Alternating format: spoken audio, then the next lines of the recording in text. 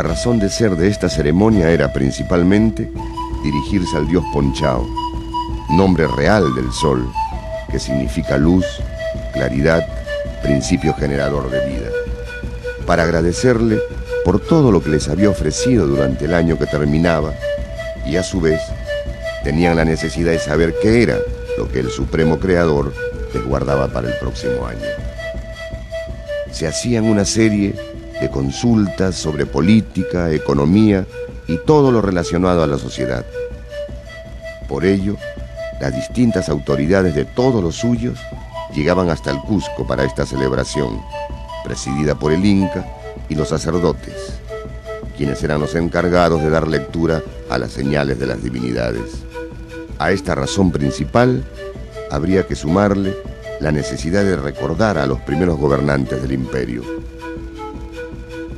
Se iniciaba con el traslado de los incas, que estaban en sus respectivos mausoleos en distintas partes del Cusco, hasta el Coricancha, que era el templo principal de esta celebración, a donde eran colocados los incas, las momias de los incas, todos ellos, desde Manco Cápac hasta Huayna Cápac, en tiempos de la conquista, y eran participantes de esta festividad.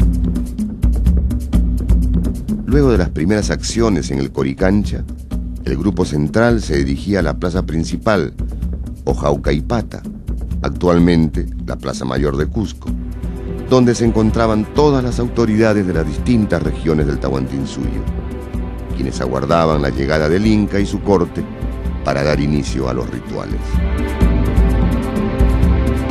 Era en la plaza central, hoy suplantada por la fortaleza de Sacsayhuamán, donde habría tenido lugar toda la ceremonia del Inti Raymi. Aquí, el Inca se dirigía al sol para recibir sus designios. Respecto a la fecha de realización del Inti Raymi, también hay cierta coincidencia en relación a que se hacía el 21 de junio, fecha del solsticio invierno. Precisamente en el solsticio invierno, el sol se halla más alejado de la tierra, por tanto es el día más frío. Entonces el hijo del sol, el Inca, le pedía a su padre que retornara, le pedía que no los abandonara, que siguiera vivificando a su pueblo con su calor, con su energía. Entonces, obviamente, el sol obedecía, porque a partir del 21 de junio hay nuevamente un acercamiento del sol hacia la tierra, y es precisamente en esta oportunidad en que se encendía el nuevo fuego sagrado, Mozognina. 3 días antes habían apagado en señal de fe, en señal de que el Padre Sol volvería con su luz, con su calor, el fuego en todo el Tahuantinsuyo. Habían ayunado, se habían abstenido de relaciones sexuales, etc. De manera que con toda unción, el 21 de junio esperaban la salida del sol. Cuando el sol apenas se empezaba a vislumbrar, atendiendo el pedido de su hijo, se daba lugar a los cultos, llevándose a cabo el rito de la chicha, que era ofrecida a todos los apus del imperio. Los sacrificios de llamas, a las cuales se les extraía el corazón, a través del cual se leían los designios de los dioses, vaticinando el futuro de los pueblos. Y por último, se encendía el fuego sagrado, que era interpretado como la prolongación del sol, que extendía su energía hasta las manos de sus hijos. Vale destacar que la gente del pueblo no tenía participación directa en estas festividades. Es decir, no estaban presentes en las ceremonias, ya que eran reuniones a las que solo asistía la clase noble. Mas, la celebración del Inti Raymi se daba en cada localidad. Cada ayllu se reunía y participaba en sus hogares de esta fiesta. Y el pueblo tenía que asistir a las ceremonias que se hacía en cada ayllu. Pero importante es que se había que cumplir la orden del Inca, apagar el fuego en todo el Tahuantinsuyo, para luego encender el fuego nuevo que se iniciaba justamente en la ceremonia del Inti Raymi en Cusco. Esta celebración se habría realizado ininterrumpidamente hasta la llegada de los españoles, pues durante la colonia se implantó un proceso de evangelización destruyendo toda forma de manifestación cultural o religiosa. En la colonia, el Inti Raymi se fue realizando, pero los españoles, viendo que el Inti Raymi era tan unificador, tan integrador, era tan introducido, tan inmerso en el corazón del pueblo, que veían un peligro.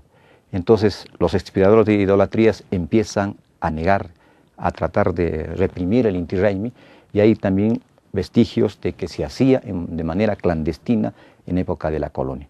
El nombre que tenía en la colonia no lo sabemos, puede tener alguna relación con el Oncoimita o con el Taqui Oncoy, pero lo que es cierto es de que los incas que eran sorprendidos realizando el Inti Raymi en época de la colonia eran eliminados físicamente.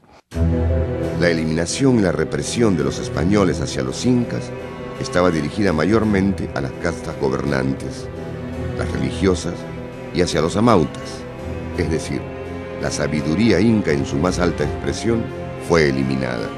Lo que ha pervivido es, a nivel popular, en el recuerdo y la memoria colectiva de los pueblos. Después de este largo proceso de opresión y olvido, la necesidad de reencontrarse con sus raíces y rescatar de la memoria y el recuerdo la más grande celebración que tuvieron los incas, llevó a un valioso cusqueño a impulsar la restauración de esta grandiosa fiesta. En 1944, un cusqueño visionario, don Humberto Vidal Hunda, siendo integrante del Instituto Americano de Arte, me parece vicepresidente, plantea a su institución, que era una de las más importantes y que prevía hasta el momento, para que se cree el Día del Cusco. Y con expresa indicación de que el acto central del Día del Cusco sería la evocación del Inti Raymi. Vale decir, una puesta en escena, una escenificación, una representación de lo que era el Inti Raymi en tiempo de los incas. En efecto, así fue. En 1944 se realizó por primera vez esta evocación y su primer inca fue don Faustino Espinosa Navarro. La vivencia de los cusqueños hace que en 1920 se haga una representación de toma de la fortaleza, entre comillas, por los españoles y defendida por Manco Inca. Esta escenificación se hace el año 1920, cuando invitan al presidente Leguía, que no pudo llegar, solo llegaron las dos hijas, y en homenaje a ellas se hace esta documentación. Esta escena es presenciada por Humberto Vidal Hunda, que más tarde, en 1942, se inspira en esta escenificación y logra presentar un proyecto al Instituto Americano de Arte en 1943 que es aprobado, y desde esa fecha se instituye la escenificación de esta fiesta. Esta iniciativa causó gran impacto en todo el Cusco, pues al hacerse la convocatoria, la respuesta de los diferentes pueblos fue masiva. Tal y como habría sucedido durante el incanato, el Cusco recibió a miles de visitantes que acudieron al llamado. El Cusco es la única ciudad capital de departamento que no celebró nunca de manera esplendorosa su fundación española. Aquí hubo siempre un rechazo hasta inconsciente de la fundación española.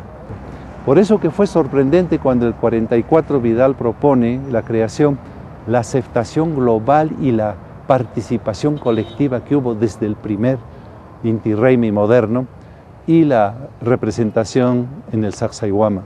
La gente aceptó eso como algo tradicional que había sido interrumpido por un momento, pero que volvía. Para esta celebración hubo que introducir una serie de elementos que no pertenecen a la celebración en su forma original, pero cuya presencia no implica una pérdida del espíritu inca.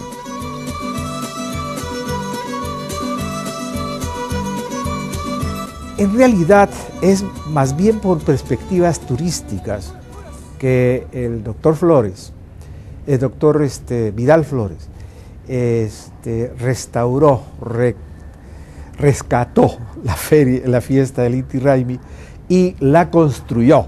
Es una fiesta totalmente construida, pero construida con muchos elementos que son verídicamente históricos, es decir, que se pueden verificar históricamente.